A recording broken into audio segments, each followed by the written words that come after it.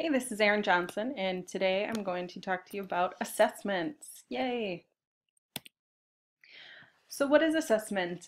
In my opinion, assessment is a process where teachers gather information to help make informed educational decisions in order to, as quote in our standards, improve instructional practice and maximize student learning. And there are many different measures that a teacher can use to assess, such as recording. So maybe you do frequency recording of how often a student raises his or her hand, observation, watching how a student solves a problem, interviewing, actually asking the student about the process, rating, this could be a quality measure like grades, and then of course testing, there's informal measures for that. So maybe there's a teacher-made test or standardized assessments that we are all familiar with in the state of Minnesota. So why is assessment important?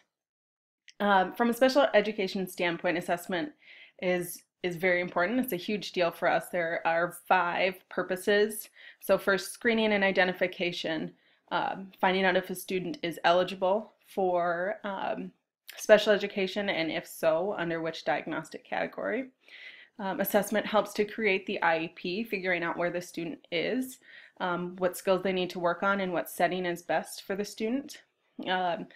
Instructional planning, which is what I will focus on in this presentation, and then also evaluation of the student in special education. So as far as integrating technology for assessments, there are a couple things that technology can do for us. So it can create a more efficient way of viewing student learning. So you don't have to manually input data or create a graph by hand, which I've done before. You can, with technology, it can be created automatically, and that gives you more time to focus on actually planning instruction. It can also be engaging for the students, especially if they're using social media platforms like Twitter, Instagram, Facebook, or Edmodo, which is similar to Facebook. When they're familiar with these platforms, it can be a fun and engaging way for the students to show what they have learned and for the teacher to assess them on that. And then also technology affords different modes of learning, so students give students a chance to show what they know in ways that they may not have been able to before. So here are my technology suggestions. As far as collecting and analyzing data, Google Forms has been so huge for me as a special educator, especially for taking data on behavior.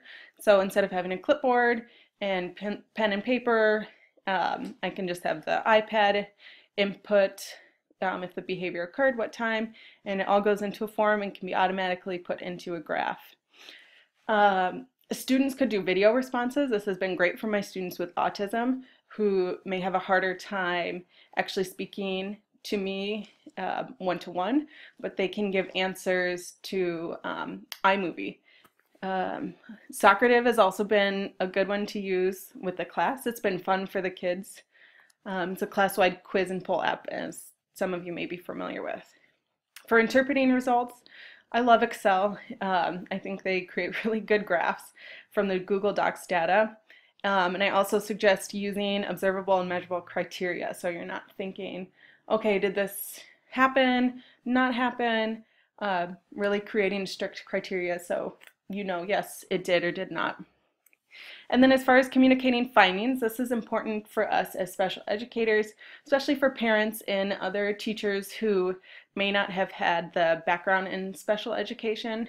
Print the graphs, use color, and make it simple. Another way to communicate your assessment data with students would be to use the Google Docs comment feature.